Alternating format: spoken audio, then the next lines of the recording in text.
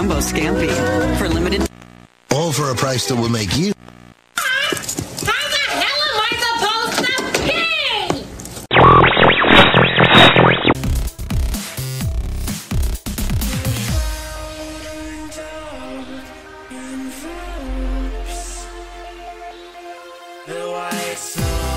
pay? You're listening to BAMF, UK Comic Book Radio. Welcome to BAMF Comics Radio, the weekly comics podcast with news, reviews and strange interviews. I'm your host Bertie, and today we've got Lucas. Say hello.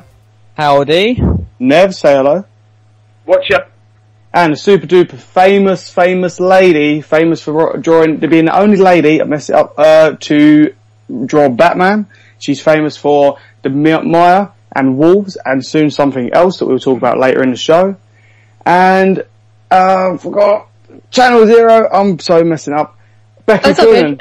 Hello, Becky. Hello. Sorry for messing it up, I am rubbish with no, it's intros. okay. Woo, cheery noise background. Yay. Okay, guys. Hello everyone. It's that time of week again where we join around and have a nice conversation. So, let's get started. Nevs, what you got for us? Big news this week, well, as far as I'm concerned, was, I'm not entirely sure how to phrase this, but there was an attempt to not run some comics via the app that allows you to read comics via iPhone or something. Is that quite right, or have I misphrased it? It's one of those things. No, that's about right. It's the Apple has like a content policy for anything sold through their store, and some of the comics aren't making the cut through. I don't know, and that includes Comixology. Not on Comixology's main app, but on the iOS app. So. Well, yeah, and it's the usual kind of suspects that are up for trouble, because 20 years on, Black Kiss is still causing a bit of problems. Well done, Howard. Sex is obviously in trouble. Saga, the issue 12 that has the, what's the phrase I'm looking for? The content that's slightly unbearable for certain people. And it's a bit of a worrying thing. It's almost a parallel of the original creation of the Comics Code, where, for people who don't know about this kind of thing, Frederick Burton wrote a book called Seduction of the Innocent, and took along the whole notion that comics could actually damage children's minds. And this was a whole thing, and it was around the period of McCarthyism, comics being the big entertainment thing. There's lots of footage of whole crowds of Christians burning comics and stuff.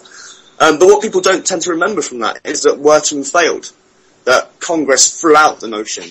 And it was only after, some collusion between certain comics publishers that the Comics Code was instigated, and EC was pretty much run out of business. And it seems to me the parallel of that, where instead of being a collusion of publishers creating this kind of firewall for certain content, it seems to be the people at Apple saying this is actually what you can and can't publish, which could be devastating, because it could lead to things like, creators going, I obviously can't have anything to do with sex in my comics because it will automatically mean I'm going to get some kind of problems.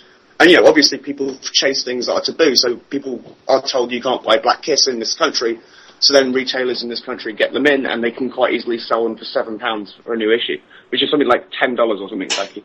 Yeah. So, I'm worried. I am genuinely worried, because I'd like Apple basically not to have a say on what can and can't be published. That'd be nice. Comics, I think, has a hard time, too, because, if you have a book, that's all text-based, or a movie or something, you actually have to watch the movie, or actually have to read the book to see it, but with a comic, you can just flip through, and it's very, you can have a knee-jerk reaction to anything that you see in there that you think is offensive.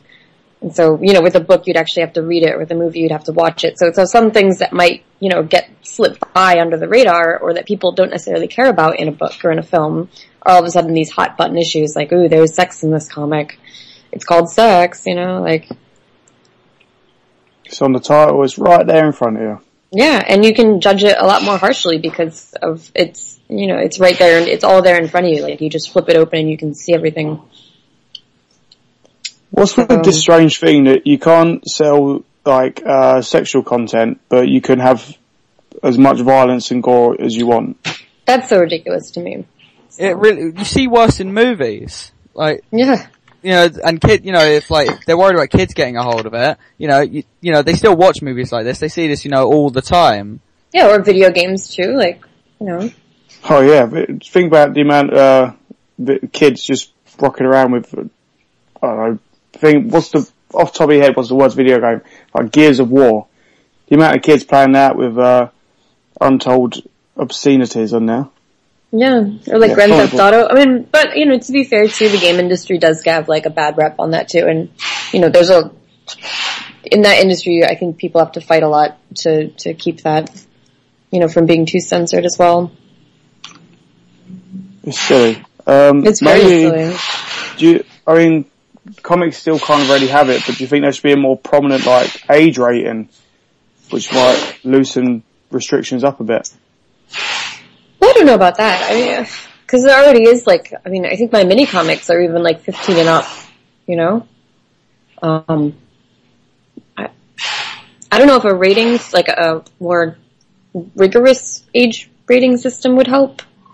But I do think that a lot of it has to do with, you know, the fact that it's Apple and that, you know, as comics, we kind of rely on this platform to get a lot of our stuff out there because that's what the majority of people have. It's just finding a way to, like, bypass that. Okay, so with this restriction Apple puts on certain books, how damaging do you think this is to Comixology and creators? I don't know.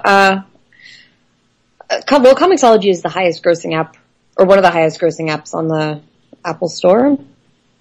So I'm guessing it would probably hurt, like, I think it would hurt sales, but I don't think it's gonna kill a book, you know? Yeah. I mean, but the thing is, this is like one of the biggest online platforms for people to buy stuff, I guess, like music and whatever. So if they're doing this, it's almost like okaying it for other platforms to say, okay, we can have our own, like, you know, content, what's the word? Come on, it's a restriction? Yeah, restriction or censorship or whatever, you know. So, you know, it's kind of sad. I mean, the other thing too, I don't think we've found like the perfect, I mean, Comixology I think is the closest that we've gotten so far to the perfect reader, you know, as far as like digital comics go, but, people are always going to still pick up books. I don't think that's ever going to go away. Yeah. And we haven't really gotten the reader to a point where you can experience like the visceral feeling of the page turn and like, you know, the books don't smell like when you open them up. They don't look, there's something about seeing the art on actual paper that pops a bit better than being on screen. Yeah. I just think you kind of appreciate it more because it's like the physical form. Yeah, exactly. But I mean, that's something too, like when I'm working on a book, I generally take into account like, how's the art, like how is the page turn gonna work? Like for me, that's really important, and I think you kind of lose that a bit with the digital comics. Yeah, I know that you lose also a lot of like the impact of double page spreads and stuff. Yeah, the down like double page sizes. spreads. Exactly. So obviously you just said that you have to think about it, but is there a big change when thinking the digital format? Is it really that big of a change, or? I don't think about the digital format when I'm working. I always think for print. Okay. I don't know. It's weird because when I was working for DC, they have so many ads in their book. I can never, like, I don't plan out how the pages are going to look next to each other. So because I never know what the pagination is going to be. I never know where the ads are going to be. So I can never account for like, oh, there's a big reveal on this page. So I just kind of have to draw it, you know, without thinking of that kind of stuff. Going by any comic, if there's a big reveal, you're guaranteed an advert. Yeah. So it looks like exactly. they're really shocked. It's like the still's coming. It's like like a TV show, and then there's an advert at like the worst possible bit. It's like you need a new sofa. Yeah, exactly. Okay. That's the grisly situation because the other end of it, and you're never going to find me advocating censorship in any medium at any point. But speaking from the retail side, we do have a bit of an awkward thing where more often than not, when kids come into the shop, which is again becoming a more and more frequent thing that it would have been maybe 5 or 6 years ago, we're kind of at the point where most Marvel Now stuff and most post-52 DC reboot stuff, I personally don't want to sell to kids because I think having adjusted the content to basically, let's be honest here, guys between 18 and 45. That's pretty much what I think the main market is now aimed at. There's just a degree where you're like, look, I've just seen Green Lantern decapitate a guy, or I've just seen Hank Pym going down on Janet Van Dyne in his, in particle state. You're like, see, I think it's funny, but I'm 36 years old, do you know what I mean? Yeah. I'm not the guy who Spider-Man should be making laugh. And so I can see, I'm not, this isn't me the show where it never goes like, yeah, Frederick Wortham was right at any point. But you do kind of reach the point where if you can't actually trust the guys making, basically kids' characters to run comics as if they're designed for children and not guys basically going, here's a funny joke on a cartoon that I draw on a water cooler, then you do kind of go, well, what do you do? Because, you just reach a point where you're like, I can't sell these comics to kids in a good conscience. And also, I don't want, basically, a Daily Mail coming up to the shop and going like, did you sell this issue of Batman where someone gets decapitated on the first page to a child? I'm like, well, that's a really good point. I think. Because these are comics that I think, and comics has that horrible stigma, right? Where people still think, not obviously the people that would listen to this podcast, but I think generally the general public would think comic books equals for kids. And therefore when you see something that, like in Saga, it would be all that much more shocking because this is something that you'd expect to be for kids and you think kids are reading it and then you see, something that you consider offensive in this book and you think of children reading it, of course you're going to get all up in arms about it, Well, yeah, the thing that struck me was the 1 Million Mums March that happened. That wasn't a march, but whatever. I don't know who these people are, but they got very upset that Kevin Keller, got a boyfriend and stuff. And sent this massive protest to Toys R Us. And on the one hand, you're like, I don't understand what you think you're doing. I don't know why you think you have an opinion, therefore a comic should change what it's doing. On the other hand, I'm thinking, if they're going to go that crazy over a gay character in Archie, I'm dreading the day when somebody actually opens up a copy of, Spider-Man wolf kissing or something. Do you know what I mean? You're like, I don't know what the boundaries are of these people. I basically don't have any boundaries in the first place. But you can, it's not fear, it's almost like a trepidation of now what? Yeah. You know what I mean? Well, hopefully if we can get, if comics can start, if we can get more adults reading comics as casual readers, and not thinking necessarily that they're just for kids, if we can get, the majority of people as reading comics is a normal thing, on your daily commute or just having them on your coffee table or whatever, then you would see these problems kind of disappear, I think. But it's just that, and that's where Apple comes in, right? It's Apple is something where almost everyone has iTunes, so almost everyone has access to these things. So potentially, almost everybody could be reading these comics. But when Apple starts censoring them, you kind of lose that, that adult content, and not even adult as in pornographic, just as an adult as in mature. These are comics that, we would enjoy, and we might not let our little children read them, but. So it's kind of perpetuating a problem that comics already has. And does this happen with movies? If there's a sex scene in a film, will iTunes just pull it?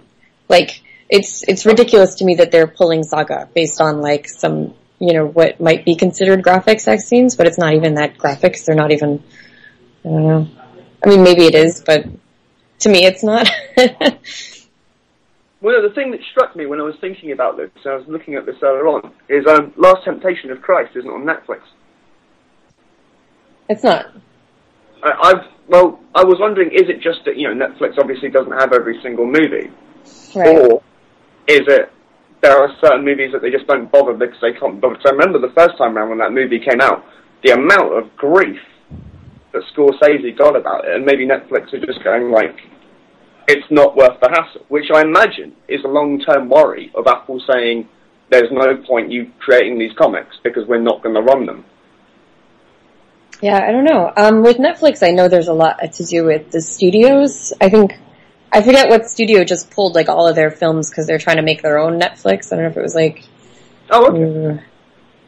Oh, no, I can't even remember, so I won't even say. But there was a film studio that just pulled all of their films from Netflix. And it was a list of 200 something titles, and a lot of them were either older, Yeah. Okay, well, moving on from inappropriate actions and with involving people wearing spandex, Bertie and Lucas went to their first expo. Oh God. Yeah. It was fun. It was alright. Interesting is the only word I could sum it up in. Yeah, me and Lucas took a trip yesterday together, holding hands, to MCM, London Comic Con. Yeah, that's what they call it now. Yeah, Lucas, we enjoyed ourselves, didn't we? Yeah, we did. Well, for the first 3/4 of it. Yeah, it got really sort of. It was like, I don't know, you know, World War Z. You couldn't really see anything, could you? Because when we got there in the morning, it was kind of relatively busy. We went outside to get some food, and we came back in, and suddenly there's just like people everywhere. Yeah, it's like the trailer for World War Z, where they're just piling on top of each other, running at the Brad Pitt.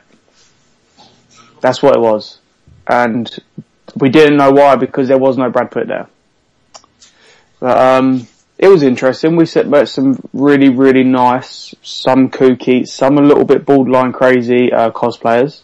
Yeah. A bit gutted about the size of the comic. Yeah, it was definitely a lot smaller than I was expecting. Yeah. And hoping as well. So I was hoping it was going to be like a big, massive section, but instead we got a tiny bit.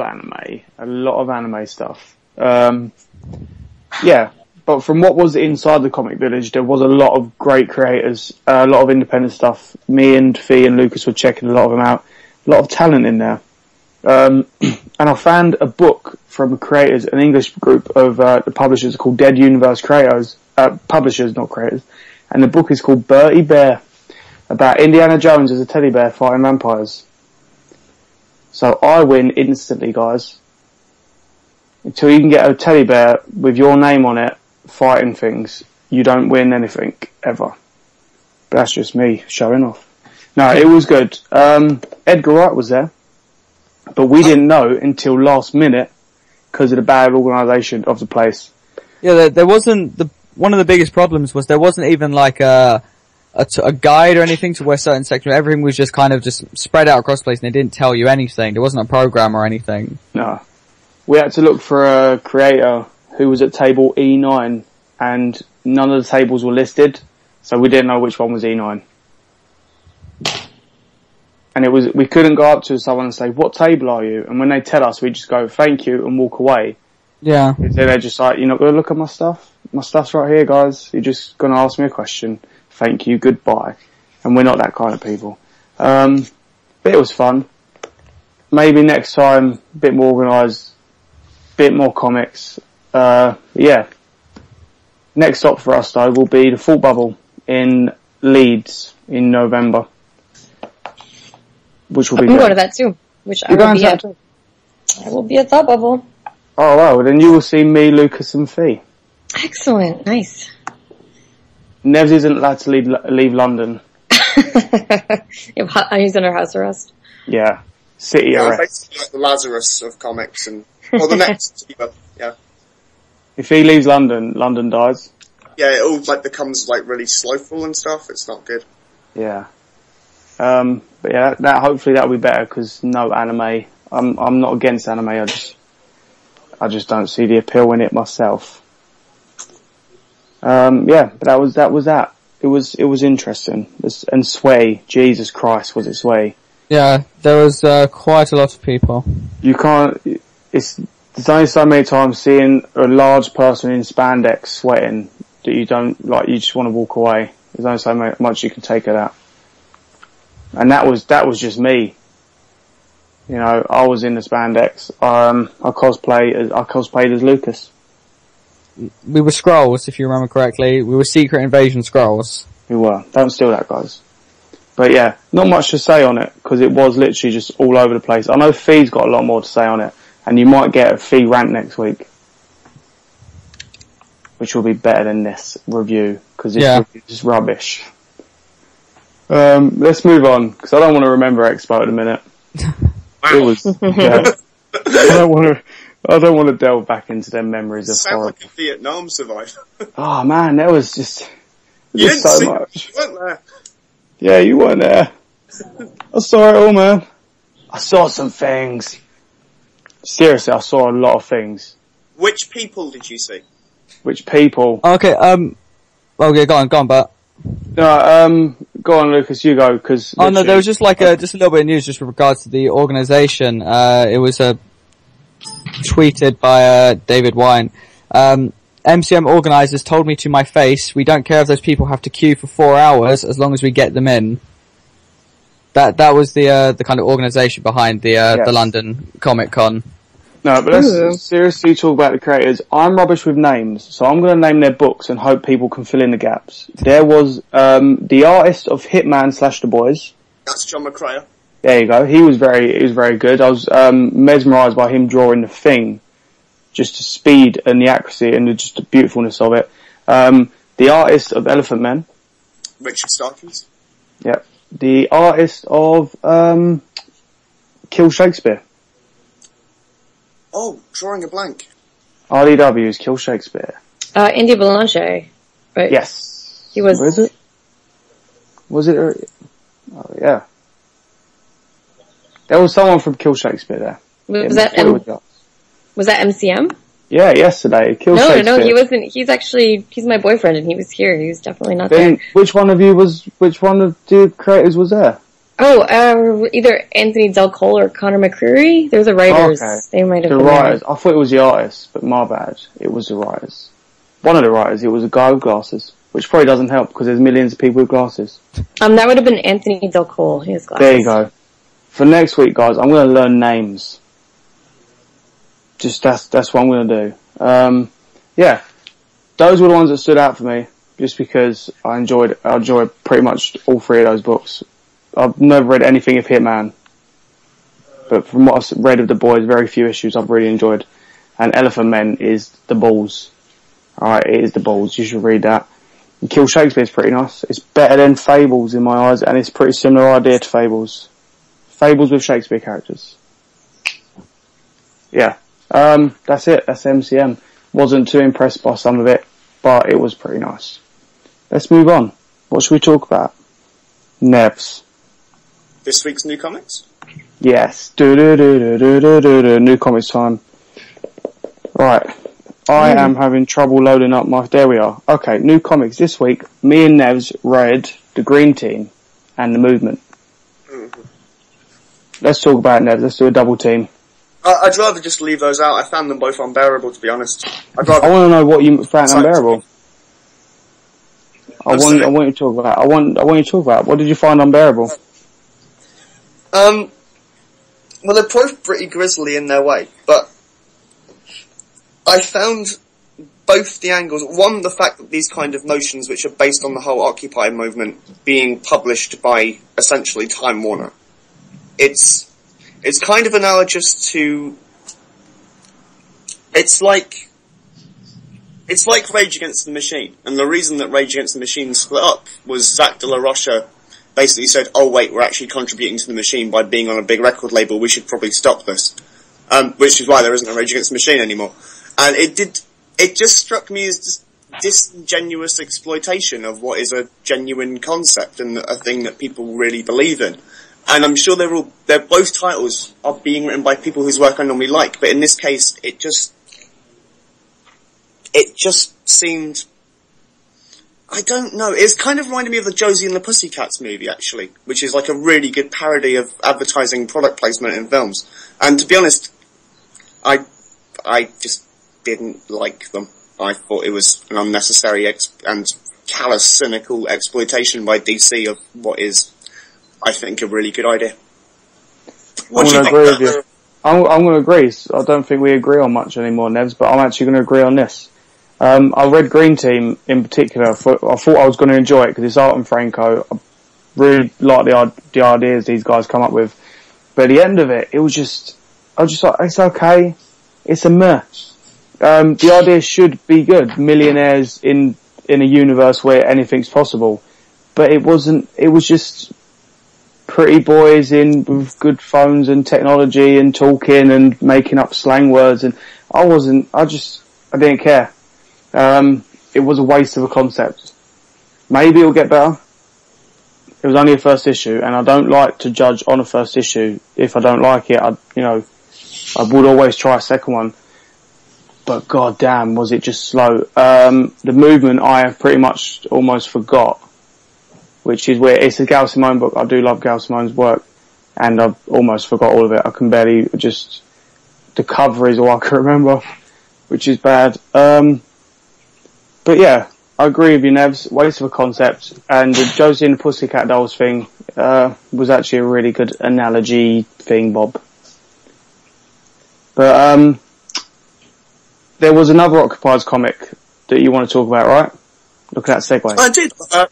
I don't want to do big clumps of text. I want to hear what Becky's been reading this week. Alright then, Becky, what have you been reading this week? This week I picked up the Young Avengers 5, which I love. Yes. Oh, Yeah. so good. So good. I'm really bad at keeping up with new comics, but that's been one that's like on my pull list. So I've got a little box at my local store. I love McKelvey's art. I think it's great. And what he's doing with the characters is like, I don't think many people can do a teen book, let alone like a teen team book. So like a bunch of teenagers running around. I think it's a really hard thing. And Kieran Gillen's doing like a great job capturing that spirit, I think. Yeah, he's got the voice of an 18-year-old in his head. Yeah, somehow. And like teenagers and really snotty characters he writes really well. Yeah. So Loki and Submariner, he does a really good job with those guys. But, Kid Loki's one of my favorites. And it's just a really enjoyable book. And it's smart too. They're doing things in that book that you can only do in comics, which I really like, when people do that with their storytelling.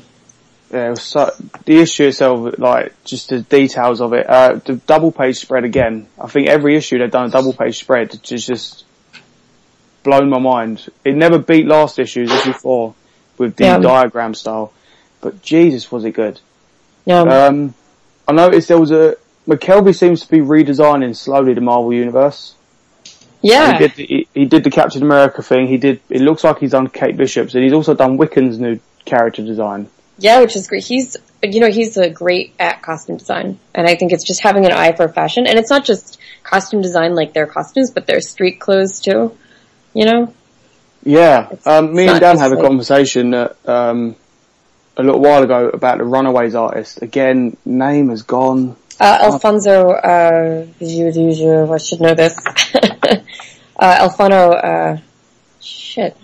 Adrian Alfona. That's what it is. There you Adrian go. Alfona. How he would draw like a real fashion on the Runaways, and it was real clothes what teenagers would wear. And McKelvey seems to be doing the same thing. And I was saying to Dan ages ago that people in books should be wearing real clothes. Normally it's just, I'm just wearing t-shirt and jeans, and it's simple and plain. I'm really guilty of that. It's horrible. I can understand why it's done, because it's time consuming. You've got to look at different clothes. Each person's got to have their own personality, clothes.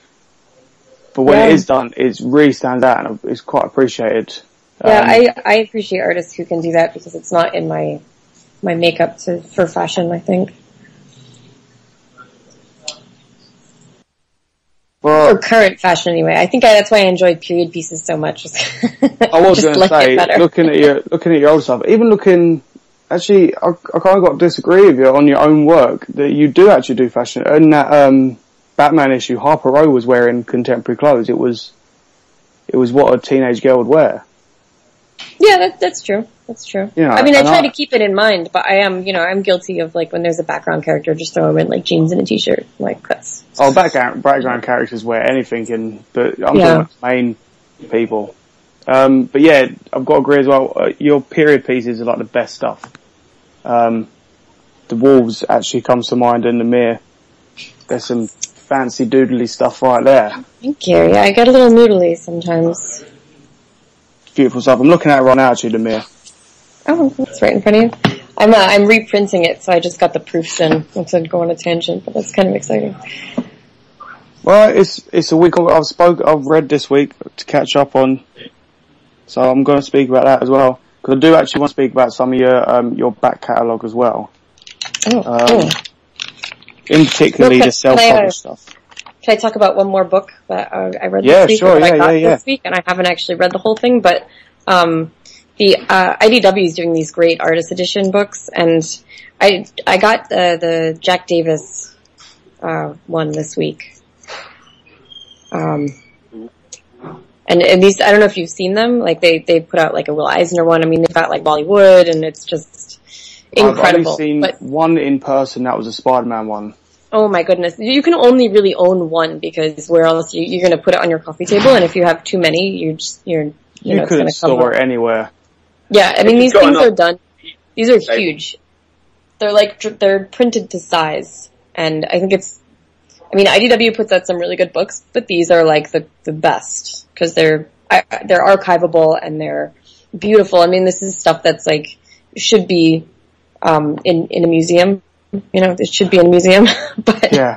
So now I feel like it's finally, and I think they've gotten some good prints of some of this stuff before, like Will Eisner, definitely. But it's great to have them all in one big tome. Big is an understatement. You could build a house on them. Okay, yeah, it's really big. I mean, these things are the size of like a newspaper when you unfold it. They're huge. But you have to have it on a table to read it. Like you can't just open it up and read it like a regular book. There's a term I heard for big books, nut crushers. It's a nut crusher, guys. That's what it is. Well, I don't have that problem. So. Well, no, I'm sorry, yeah. Neither does Lucas. I can barely comprehend this, right? But Becky, you might want to give a bit of detail on who Jack Davis is and what he's worked on. Okay, he's Jack Davis is like an EC horror, like old school kind of guy. So I'm really bad at dates, so I don't know when exactly he was drawing these things. I know he had a long career, but he did a lot of horror comics, like some great Wolfman illustrations, and I mean he's just a phenomenal draftsman. So he's like the granddaddy of horror comics, and so if you're into any of that kind of stuff, I mean it's funny too, because it's not necessarily comics that I would be interested in reading, but for his draftsmanship alone, it's like the art on horror comics, the old EC and creepy and eerie stuff. Yeah, the art got me into the stories. I like the stories, but it was the art that I saw and started me definitely. It's so beautiful. Should we quickly go to Lucas, because he's in the background, he's not said a single word. Where are you, Lucas? Lucas, where'd you go? Sorry guys, there you are. yeah, no, it's fine. Technical difficulties. No, well, this week I've been reading through, War of Kings at the moment, which is kind of like part of my Marvel space reading at the moment, but, I haven't finished that yet, so I'll have more to talk about that on next week's show. But this week the main thing I've read was Green Lantern issue 20, which is as I'm sure most of you know, is Jeff Johns' last issue. Yep, I read this over your shoulder. Yeah, which is what I'm really, really gutted, because I only just kind of like started reading Jeff Johns' Green Lantern stuff a few months ago, thanks to Bert, and well, yeah, it's over now. That's it. Gone.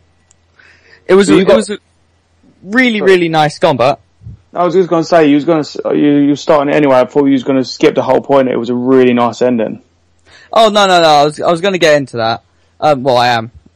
It was a really, really nice issue though. They just kind of, without spoiling too much, reading, like, when I got to the end of it, me and Bert was saying, it kind of felt like that could have been the end of Green Lantern as a whole. Like, you didn't need to write any more Green Lantern books. I mean, Jeff left it open, so there's, still plenty of room, and does anybody know the new guy who's, coming onto it, starting with issue 21? I do not know. Okay. Nev, we'll turn to you. Yeah, Nev, you're the name guy. Because we are rubbish. Not really my area of expertise, to be honest. I only read the first 2 issues of Green Lantern out of the new 52, and I just realised it wasn't for me, so I never bothered keeping up with it. Sorry, guys. That's right. Okay, well, the new guy who's coming on, he's got plenty, he's got a very rich kind of like backstory to kind of pull from for his own stories and stuff. But I'm interested to see how Green Lantern's going to continue on, because Jeff Johns has carried it for I think about 10 years now. Yeah, 10 years. 10 years of like one guy building up, you know, this kind of this history. I mean, he created all the different core, you know, just created so much. And he now gave he's the gone. character that had, there wasn't much to Green Lantern, but he gave him a whole mythology.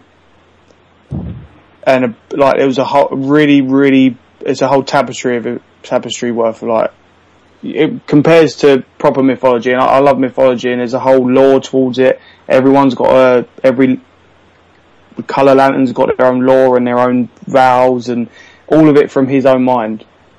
And we were saying, Lucas, that like to that thing with the end, this whole run, this whole saga, not many characters in the big two have something you could read start to finish and say that is that's, if you want to read something, that's their saga.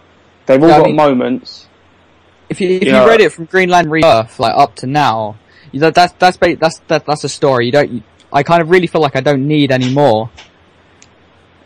Yeah, whereas no one else got like Batman and Superman. They've got like story arcs, like, or collected editions, like All-Star Superman and Batman Year One and stuff. But none of them have a complete massive saga that you could just end it. You just read it, end it, done. And I think, for me, I'm done with Green Lantern. After reading Jeff Johns' stuff, I don't want to go back to it. I don't want to go back to that pool without him there, because it's his. He done it. Okay, Nevs, what more have you got for this week? Well, I'll get to the main event in a second, but this week, basically, Joe Casey rocked my world. He put out the most recent issue of Sax, which remains consistently my favourite ongoing comic. It's hard not to think of Astro City when I read Sex, actually, just because it's about what are obviously analogues of major characters, but getting up to the things that happen after the event. But beyond being a really good read, the thing that makes Sex stick out for me more than anything else, actually, is his letters column. It's essentially him just writing this really interesting column around the letters, rather than just, you know, standard letters page, here is a question, sarcastic answer, or advertising promotional paragraph. It's actually kind of like a conversation where he's trying to work some stuff out. And the guy's, it's kind of hard to figure out where he's coming from. He's obviously been through doing the mainstream titles, and it seems to have made him not bitter, but certainly a lot less interested in the process of working that ever again. I'm totally on the side of it, because I do miss, like, just a place where somebody would write something interesting at the end of the comic and give you something to think about it. Like, Eddie Campbell used to be really great at doing that at the end of Bacchus. Dave Sim used to do that kind of thing at the end of Cerebus when that was running. And just having that kind of intelligent focal point is actually almost more interesting to me than the comic. And then there's also The Bounce, which is like a really evil version of Speedball. Speedball's like a mid-90s comic character, and Steve Ditko came up, and he bounced around, and he had pretty grisly situations and stuff. And The Bounce is just this guy, and it's so well drawn, and it's just like almost the perfect like setup issue. So it's the best first page in any book. Yeah, I'm really enjoying it. Image is just knocking it out of the park between like that and Harvest and Infinite Vacation and Dream Syndicate and stuff. It's good stuff. But the main event for me this week, and maybe, with the possible exception of like the Milligan and McCarthy books or the launch of A1, I think this might well be like at least anthology of the year, if nothing else, is Occupy Comics, which has been put together by the collective behind Occupy, and all the funds are going to various Occupy-based initiatives. And the cover's by Michael Red. There's an essay by Alan Moore about the history of comics being used in counterculture. There's a great double-page spread by David Lloyd depicting V taking a red rag to a ball. There's, for me, what was like the main event of it, beyond, except for maybe the Ben Templesmith story about how corporate culture works, was J.M. DeMatteis, who's written loads and loads of great things like Moonshadow and the really great issues of Justice League with Keith Giffen. And he did a hell of a run on Spider-Man as well. I mean, he's pretty much responsible for killing Harry Osborn. But it's him basically observing and trying to work out what the whole Occupy movement means to him, and comes up with his really beautiful observations on the way humanity works and the disparity between the ideas behind what's going on and how they're reported in the media. I'm totally on the side of the thing. It only came out this week, and I think it's like $3.99, or about £3 over in the UK. It's the best single issue, I think, certainly of an anthology that you're going to find this year.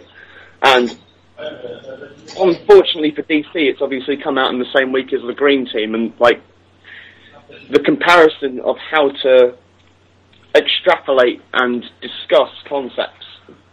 I mean, it's pretty much the polar opposites of each other. You know, one's just, here's a notion and we're going to try and jump on it, and here's a really intelligent discourse on the notion of anti-capitalist movements by people like Art Spiegelman and Alan Moore and Molly Crabapple and Ben Templesmith and Michael Red and David Lloyd. People actually know what it is they're talking about. So, yeah, totally recommended. Off the hook, great comic. Okay, I think that's it. I can't remember anything else. Oh, yes. What an idiot. I've got it in front of me. Becky, let's talk about your books. All right. Let's talk We're about going to get into Becky. Right. I want to talk about your self-published stuff, if that's okay. Cool. Okay. Why don't you explain to the audience what is going on with the self-published stuff? What is going on? Well, we could be here all day. A few years ago, I started self-publishing these, like, mini-comics. It just came because I had, like, a kind of lull in, I didn't have anything else to do that month, so I was like, oh, I might as well just put this book together. And it was a comic called Wolves.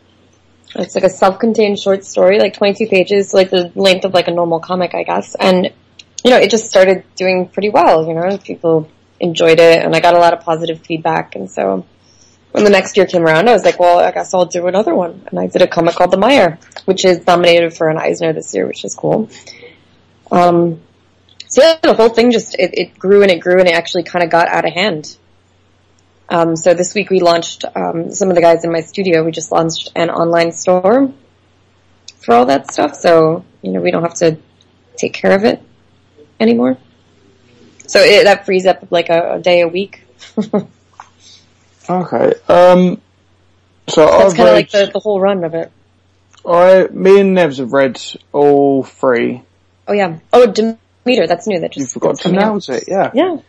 It's been on my mind, so I pushed it out of my head, I think. Nevs let me read them first. I've got to say, I love the book itself, the way the book is, the format of the book. It's not a flimsy, floppy book. It's an actual, it's nice. Yeah. Spared no expense. Yeah, you could tell. And I didn't want to give the books back to Nevs. I was actually thinking if I can get him drunk enough, I could run and he just wouldn't, but no. I loved all three. Thank you. What, just, they're really kind of dark. Yeah, they are.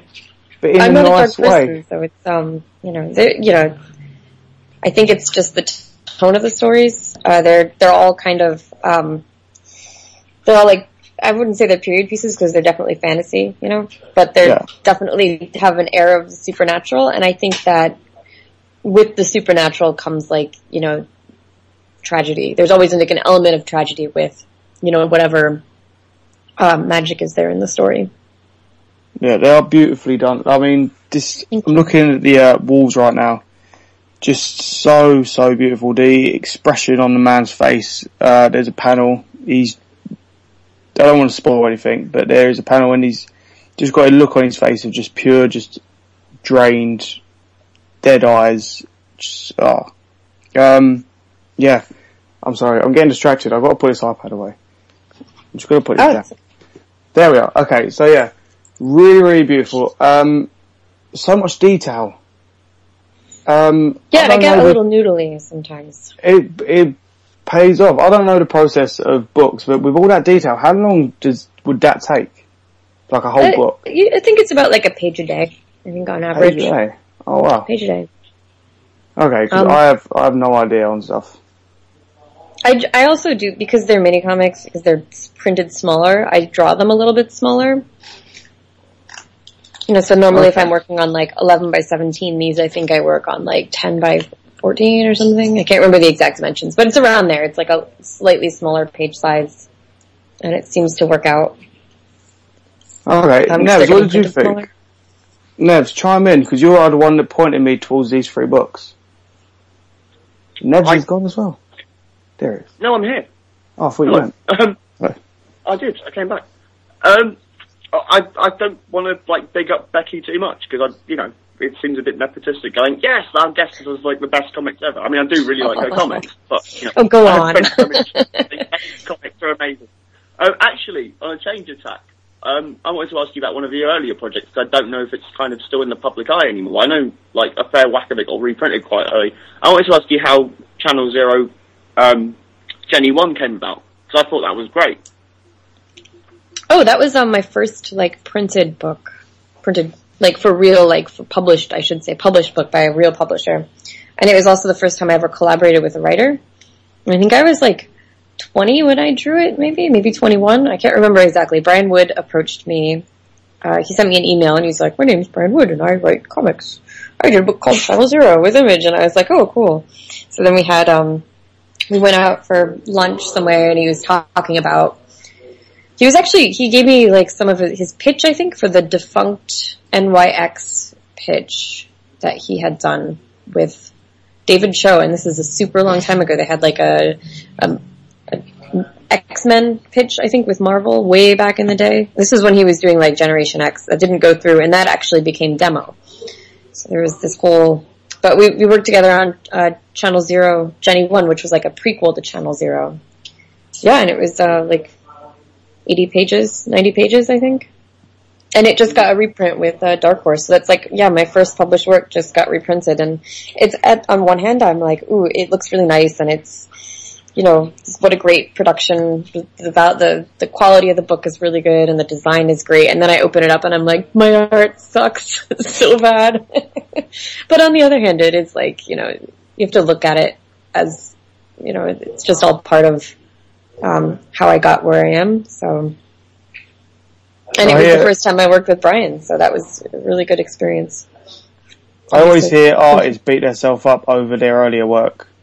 Oh, every page is like, how can I make the page I'm working on now better than the page I did yesterday?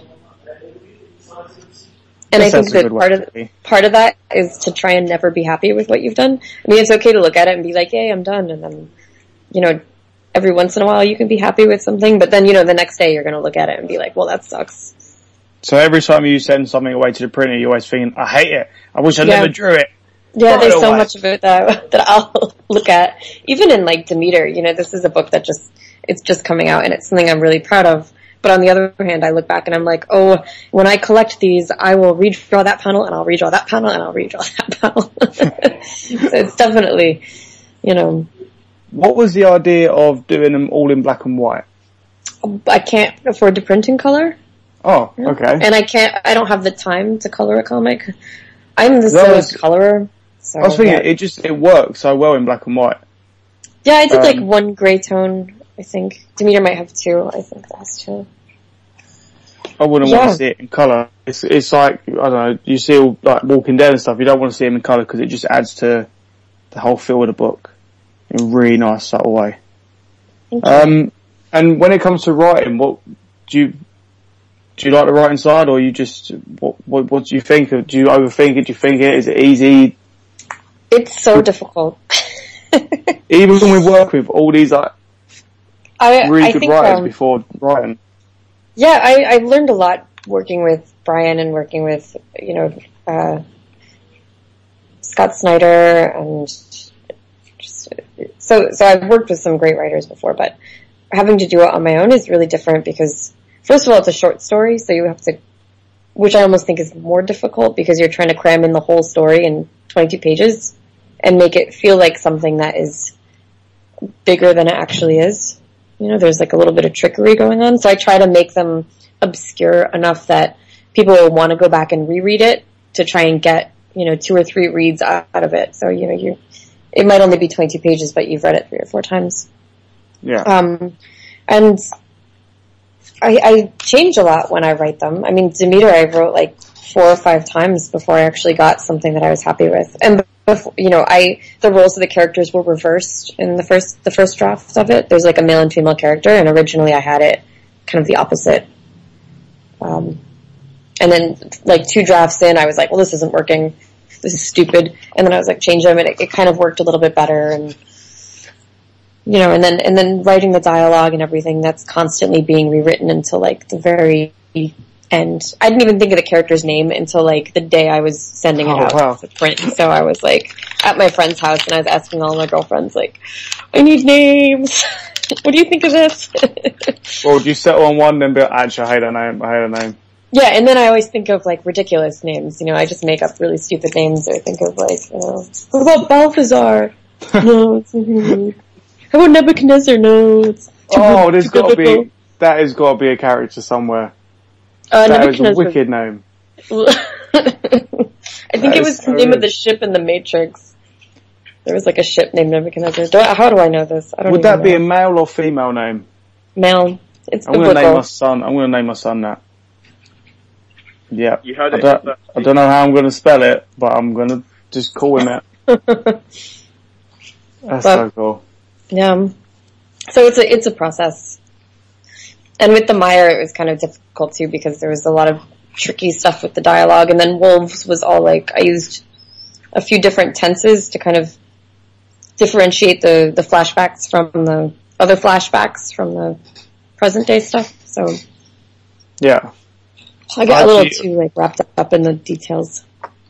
I thought the flashbacks in Wolves, the back and forward between I don't want to give anything away, so I want people to go read it. But the back and forward, it worked really well. I thought it was really nicely done.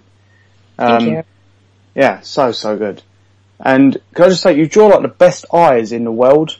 They're just so cool. I was reading the comic book, the free issue of is it The Fabulous Life of the Killjoys? Yeah, it's True Lives of the Fabulous True Lives. I don't know why I said Fabulous Lives. I read that and the eyes, I love the art on that. I've been waiting for this book for ages. Me too. It looks so good. I just want to say I can't wait for this book.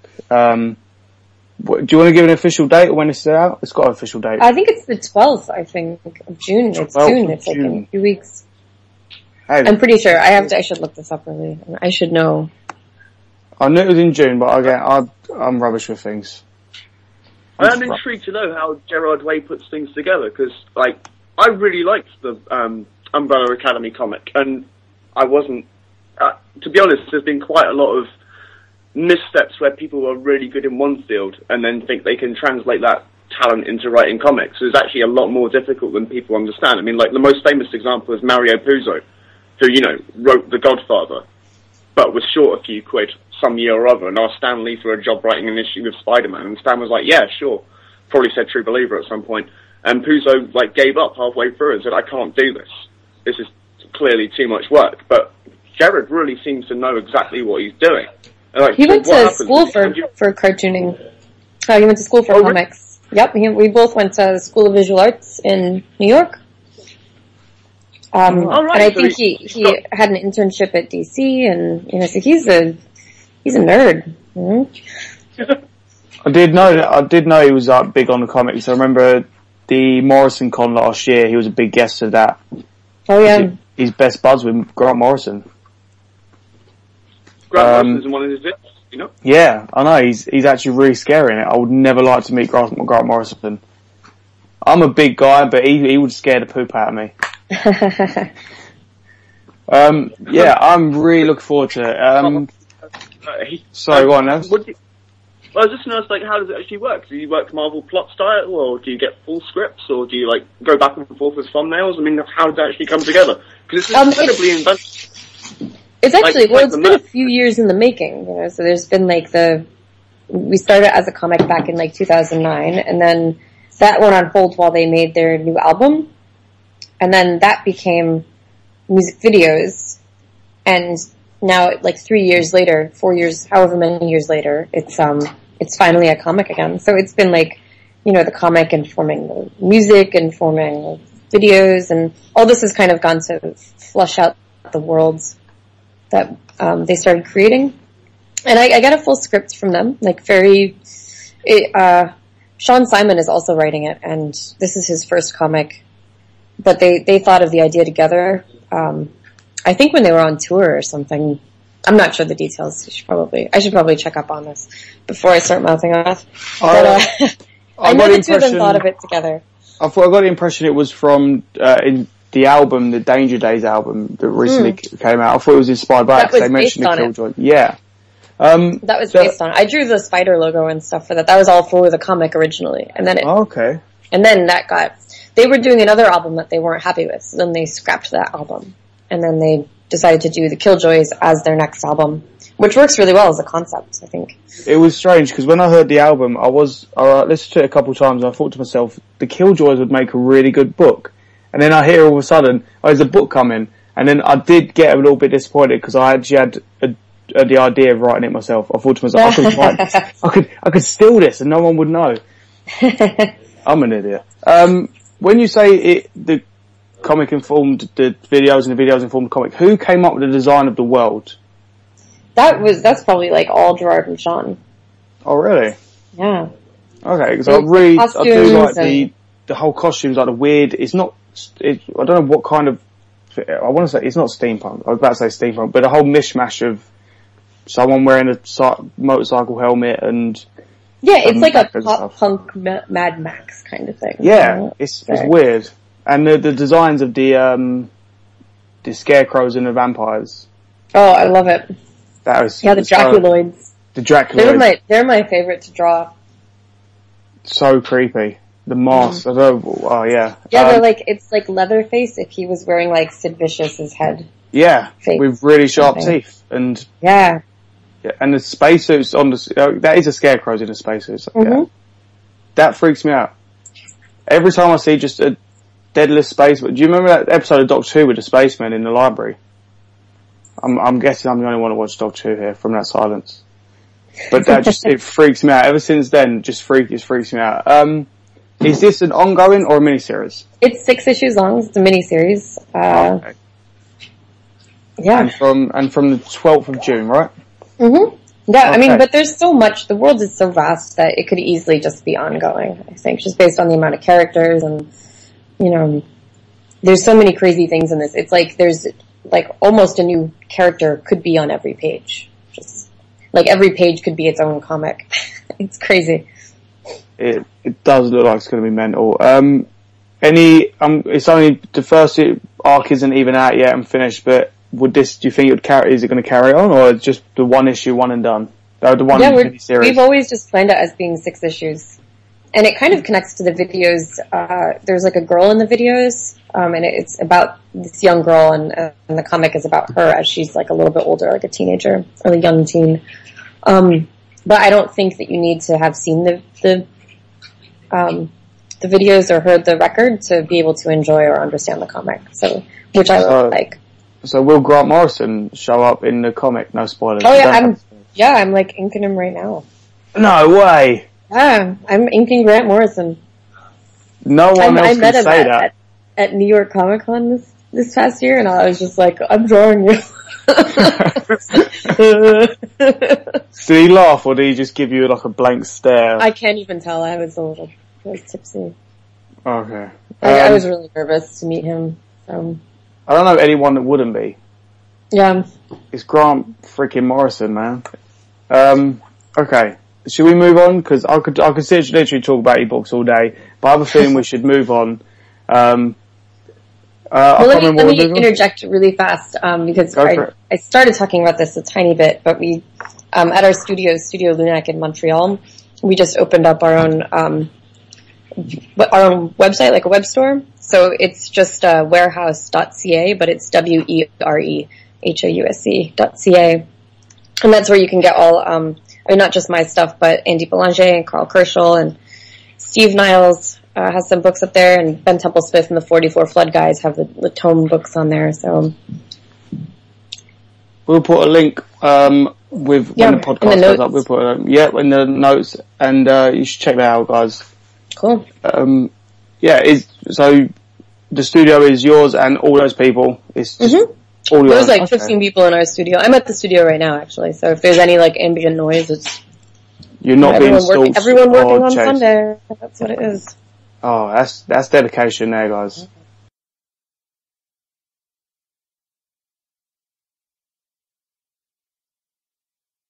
Okay, and that brings us to this week's mystery comics. This week's mystery comics, as given to us by the editor, were Pride of Baghdad, Harvest, and Deathmatch. So, what do you guys want to start with? Harvest? Harvest sounds good, yeah. Okay, Lucas, give us what you thought on Harvest. I really enjoyed it. It was, not capes, not superheroes, so, once again, something I'm not really used to reading. But, yeah, no, I really enjoyed it. It was, well, for those of you who don't know, it's about this failed coke-addicted doctor who gets, picked up by a shady dude to, perform illegal surgeries and stuff and, steal people's kidneys to keep him alive. And it was like a really kind of like dark, gritty story and almost believable. Go on, Bo, what did you think? Sorry guys, I actually muted myself. Yeah, it was dark as hell. You can't help but fall in love with this loser guy, this, Ben Dane, he's a massive cock up. I actually read this all today. I had to catch up really quick, but I read it all in one after the other, could not stop. I love the whole idea that his conscience is, it's a kid. His career gets ended when he actually lets a patient die because he passes out and he's off his face. And the kid of this patient is his conscience. It just follows him around everywhere he goes, just chiming in with little snarky comments on his whole life, on his current situation in his life. And it's just so well done, so well put together. I'm waiting for more. It ended with a to be continued, and I haven't seen more since. No idea if there will be.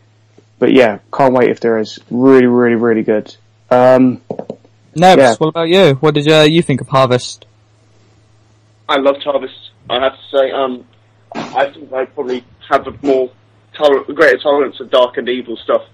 So I wasn't even like, oh, this is particularly dark and evil. I was just like, this is great. It reminded me of having a really tense and dense setup, like something like The Wire or Breaking Bad, where there's just so much that can happen in this comic. And the scenes where he's like, just the coldness of like when you're so down in the world that you have a negotiation with someone, but before you do that, you just start doing lines in front of people you've never met before and don't know if they can do with you, what they can do with you, or his complete lack of any self-preservation when he's arguing with the Yakuza in the scene where the Yakuza bring him in to fix like the mob guy's daughter. I did enjoy that bit, the bit when he's they're offering him this deal and then he just sniffs up all those lines cut and then just blacks out in front of them, just casually as you do. Yeah, there was just like this almost Ron Rivera level of intensity about the whole thing where I was like turning the page going, oh god, I don't want this to end, but I don't want like to see the next terrible thing that's going to happen. I really enjoyed it. I don't know what the shift is with Image because, you know, I'm old enough to remember when Image meant like Bloodstrike or Wetworks or something like that, and they've obviously gone to town and went, we're going to change the dynamic of this, so we're going to take the potential of the best deal as far as I'm aware in comics outside of actually self-publishing and use this platform to put out pretty much the best comics being published by any actual big name at the moment. It's kind of up and down between them and IDW for me, but this was just cracking. I enjoyed it loads. Don't forget the creative team. It was written by AJ Lieberman and artist by Colin Larima. Yeah, I'm going to say Larima. Becky, have you ever read Harvest? No, I haven't. Oh, well, you should. It's going on my list based on this conversation right now. It is so good. Yeah. Okay. That's that one. Read that one, guys. Deathmatch, yeah. Which again, I think we all agree on. Nevs, kick us off. Well, yeah, the whole setup is a collection of amalgamated superheroes have been teleported to this location, and basically they're having to square off Mortal Kombat style for their own survival. And in some way or other, they're being manipulated once they actually hit the arena. So all of the previous personality traits, like, you know, oh, you're my friend, therefore I wouldn't kill you, or we have this relationship, or anything basically heroic, is erased for reasons we're not entirely sure of, and we don't really know who are manipulating these people. And I'll be honest, when I saw it on the, like, mystery comic list, I had the, oh man, really? Okay, I'm going to have to struggle to find something nice to say about this, because I'm trying to be a little more positive. And I was so happily blown away with this kind of concept. It's always like, well, what if we did something that was like Spider-Man but wasn't? And the chances are it means it's probably not going to be as good because you can't afford the high-quality creative teams. But Paul Jenkins is always, like, I don't think the guy's written a bad comic, really. You know, he's done stuff like The Sentry, he's done some really good issues of Hellblazer, that kind of thing. I'd never heard of the artist before, but as soon as I saw him, I thought he was like this really great combination of, like, so good. Chad and Richard Corbin. I was like, wow, I don't know if I just haven't seen this guy before, but it was great. And as someone who is consistently arguing against the decompressive nature of modern-day storytelling in comics, there was a lot going on for one issue. You know, you get a hell of a lot of plot points, and it's not rushed, and it's not, like, dreary. It's just like, this happens, this happens, this happens, and it's all really intriguing. I do actually want to know what happens next, which is more than I can often say with superhero comics, yeah? So, yeah, again, surprisingly liked a superhero comic. Lucas, what are you feeling? I really enjoyed it. It was just for me, I just like watching superheroes, like, get placed into, these situations where they're forced to do things that they wouldn't normally do. So, putting friend up against friend and making them kill each other is, quite fun for me to read, as, sadistic as that makes me sound. Yeah, you are sadistic. Yeah, no, I mean, I like the characters. My standout moment was, in the first issue, when, I think Nephilim and, Starshock or something like that are forced to fight. And it shows, like, this little flashback, like, when he got her flowers. And then they're just forced to fight, and she's like, I don't want to do this. And then he just, like, punches her with, like, no mercy. It looks great. You don't do yourself any favours from not looking evil. I know, right? I'm sorry. There's no defense, really. Yeah, there isn't. You're just gonna be evil. The artist is Carlos Magno, and he does Kirby Crackle. And if you do Kirby Crackle, the energy effect, not the band, you win me over instantly. Just gonna echo what you guys said. Yeah. Really good. Aside from the me enjoying watching superheroes fight each other, the story itself was good, and I'm lauding because, I don't actually know exactly what's happening yet. So I want to find out why they're there. I think we've got one more issue of this left. Issue 6. And yeah, it's got me. Can't wait for the trade. That's Boom Studios, and Boom are doing some really, really great stuff at the minute. I love Boom. Okay, let's go and move on to the last one, Pride of Baghdad. Oh, okay. Why don't we have Becky? Have you read Pride of Baghdad? Yeah, this is the only one out of the 3 that I've read. This makes me look so bad. Yeah, that was Brian K. Vaughan, right? And is it Nico, what's his name? Nico Hendrickson? Is that right? Yeah. And that was a Vertigo book, if I'm remembering correctly. I haven't read it in a few years. I think I read it like 4 or 5 years ago. So I don't remember when it came out, but it was, it's about this group of, lions, or is it all animals that are, like, let loose in the zoo after, the bombing of Baghdad? So it's just Pride of Lions, yeah, the bombing in 2003. It's actually a true story. Yeah, and so these lions are loose in Baghdad, and, I remember reading it, and it's, first of all, Nico's art is just phenomenal, and he draws animals, it's great. The whole thing is, like, really painterly looking. It has a very, like, European style to it.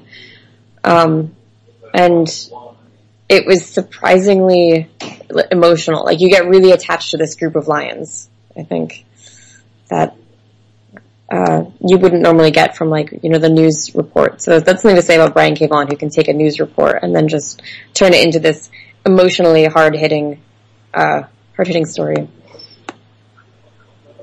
Yeah, it kind of bummed me out towards the end. I wish it wasn't a true story. I love how the animals have real emotions on their face.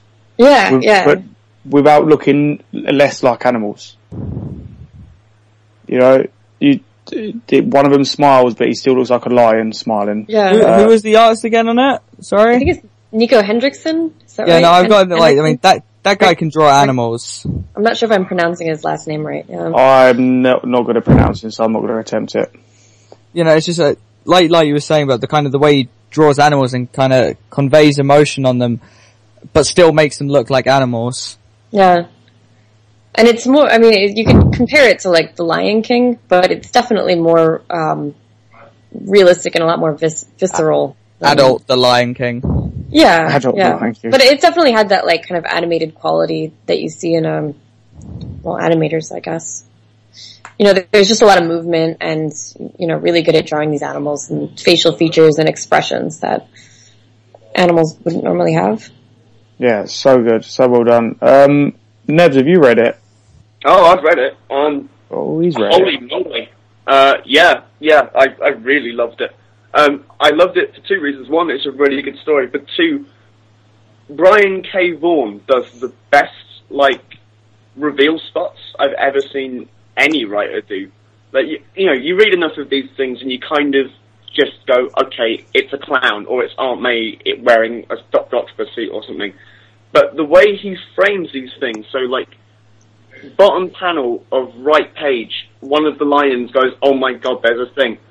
And you'd think that would be a trope that he'd go, yeah, okay, whatever. But every time he just paces it so well that actually the next reveal is actually quite shocking. And that motion keeps on continuing until the bit where they get into what I believe is Saddam Hussein's house, but I wouldn't swear to it. But I think the lions find Saddam Hussein's house and they find this poor beaten up lion who's been through everything, and you think, oh, it must be the evil person who's been torturing them. But it turns out it's a bear. And, were you guys freaked out by that bear? Because that whole battle sequence, where, the two female lions are trying to knock the crap out of this giant evil bear, I thought that was great. I thought the bear really stole the show. That was a demon bear from hell. Yeah, Phaser was great, and, the sacrifice that, the male bear, the male lion, makes, where he just, has this amazingly graphic fight, and you think, oh wow, the hero's got away with it. Oh no, his spine's broken in half. Oh well. It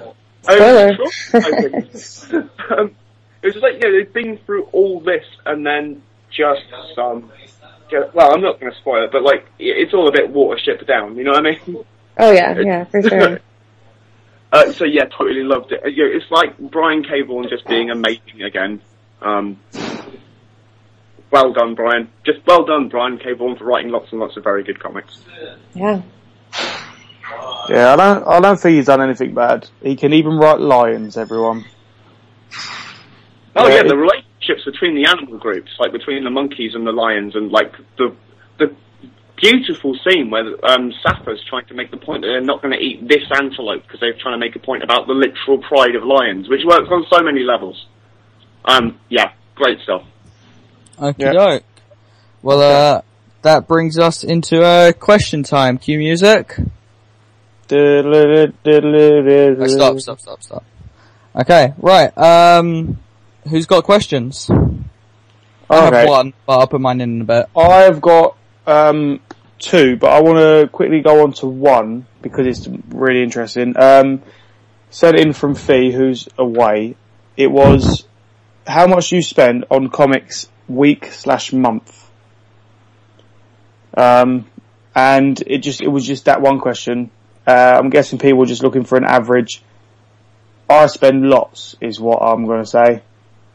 Really lots. I don't know about you, so a month, yeah, lots. I'd probably say possibly at the minimum, about 25 to 30. Maybe at the max, 40 to 60. Do you try and budget yourself, or do you just go mental? It all depends on what's there. Like, sometimes I'll be on a budget and I'll pick up like 1 or 2 comics. And then sometimes I'll have been paid. And I'll go into the comic book shop and walk out with like a gigantic bag full of comics. Because Bert was next to me saying you should get this and you should get that. But yeah, no, that's probably it. I do seem to be getting more and more like your drug dealer for comics. Yeah, no, pretty much. It's like, hey Lucas, you like Batman? You should read this. Okay, you like this? You should read this. And, yeah. Lots and lots of comics. I don't know if I'm a regular example of humanity. Well, at any point, really. I've got a really bad case of arrested development at the best of times. But, I probably don't spend as much as you might think, because obviously I get paid to work in a comic shop. So obviously one of the perks of that is I get to read pretty much whatever I want. So actually what I take home and buy is probably, it depends on like if a particularly special graphic novel comes out or something, but the chances are I'll have read everything that's come out, but maybe about 20 or 30 quid a month. That's like $50 or so. But yeah, Becky, I don't know, are you like on... Probably about like 50, probably about 50 a month, because, you know, I've got a few books in my whole file at my store, but, you know, when I'm there, I'll, you know, buy 3 or 4 more books just off the shelf. And I'm really bad for, you know, if I'm buying single issues, a lot of times I'll buy like 1 or 2 out of the series, and if I like it, then I'll go and find the trade later. So I won't pick up the whole series in single issue form. But when I'm at a convention, like I was just at TCAF a few weeks ago, and I probably spent like $300 on books there. I bought so much stuff. Whoa. Yeah, I'm the same. That's why I don't go to conventions anymore, because it's just like, oh my god, but when would I find this again, you know? Yeah, a lot of them are like sketchbooks, or like, you know, or like the, I got Becky and Frank's Tiny Kitten Teeth, like their big hardcover, and that was like $40. So that's like, you know, you're spending a little more, but you're getting something, and I'm getting it signed with a little doodle, and, you know, so it's stuff I wouldn't normally be able to get. And then on top of that, the artists are there, so I'd be able to get it signed. So that's like extra incentive. And then I'm working at the convention too, so I'm kind of making money, so I can justify being like, oh, I'll just throw $100 away right here. No big deal. Actually, you might do this as well. How often do you like go into a comic shop and you go, oh, actually, I probably need to buy that because it's research. And then you just like feel a lot better about it. It's like, oh, it's not actually my money or my stupid disposable income. It's like, this is stuff I have to know for my job, so actually it's okay to spend stupid amounts of money on comics. I think about that a bit. I mean, I write all my comics off as research anyway. Oh, really? My taxes, yeah. Comics, movies, video games, any kind of art book. Like, if I go to a museum, anything that's like that can all be written off as research. I think we can do that. R&D, yep, research and development. We're going to do that, guys. Thank you, Becky. You just made us all rich. You just made us all rich. Anything like music, anything like that is all like stuff that, oh, I need this to work, you know. Excellent. My plan for world domination has now been brought forward 1 year. I have my black and white Jessica Alba action figure from Sin City sitting next to my Xbox. It's all researched. Research. There you go. You need that. You need that figure. I still need that. Yeah. I need to remember comics. Strippers. No, I've got nothing. Well, yeah, I mean, you guys aren't too far off anyway. Like, the average customer down in South London's probably spending between, like, 20 or 30 quid, maybe a week, depending on, like, there is a little retail trick that comic publishers do in the same way that video game publishers do, where basically most people in the world get paid on a monthly basis. So all your big titles, like all your Age of Ultras or your Flashpoint first issues or tie-ins, they'll come in the same week everyone gets paid. And then the second way, it's really smart, yeah, it's just like, you know, once you get to the 4th week of the month, that tends to be where, like, independent comics have been given a lot more of a chance to make it through, because, you know, that's like almost the 4th week of less interesting stuff. So you think like your all-star westerns or such like will come out on that 4th week because they're the things that are less pushed by the publishers. I mean, unfortunately, all-star westerns are like a terrible example, because I think it's a great book, but I'm clearly alone because nobody likes westerns anymore. Oh, that's lies. I love That's westerns. not true. Do you read that comic, The Sixth Gun, then? Yes. Not much as Bertie does. That is my favourite book ever. It's really good. It is so good. I made the mistake of trade waiting on it, and it's killing me, man. I'm doing the same thing, and I saw that there's the new issue out this week, and I forget what issue it's up to right now. Yeah, 31, and I was like, and I'm like, maybe I should get it, and then I'm like, no, you're getting the trade, so don't. I did the exact same thing. Oh God, I can't. And I mean, that's sad. I really should just go in and buy it anyway if I want to read it, because, But you spoil yourself, you can't do that. Yeah, I guess so. Oh my God. I like that one of the main characters is named Becky, too. I was like, ooh. Oh yeah. Nice. Okay then. Well, I've got a question from Twitter from @ShinoJosh. It is, what do each of us think is the stupidest or worst costume design in comic books? Currently, or like of all time? Of all time. We'll go of all time, or we can go currently. I think Starfire would win, like the Starfire redesign. Yep. Same. I just don't like it. It's basically 2 bits of cloth covering her. So ugly. It's so ugly, and the colors are just like, it's so ugly.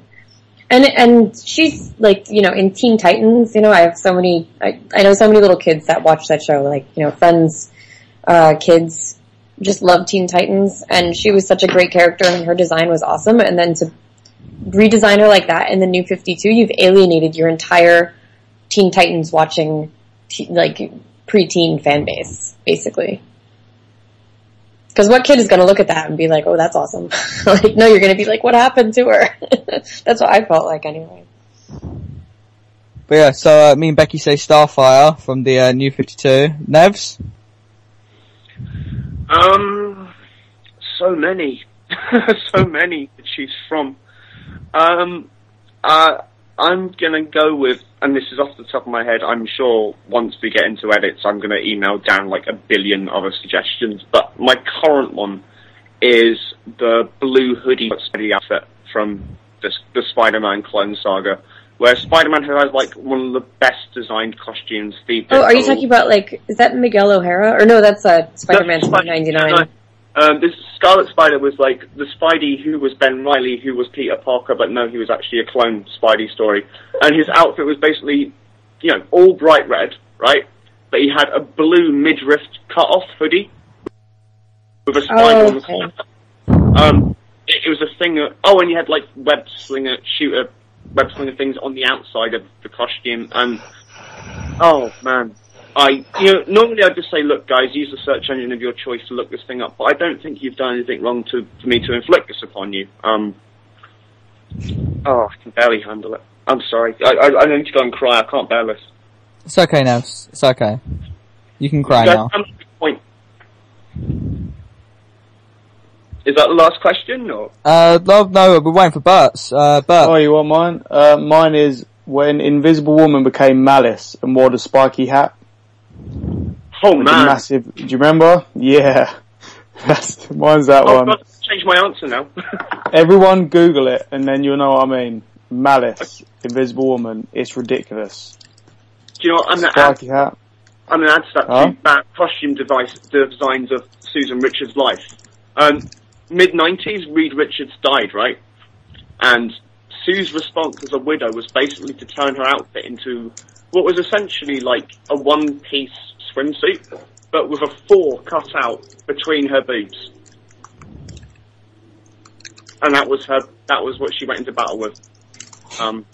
So when you're grieving, you just wear a really skimpy outfit and go fight supervillains?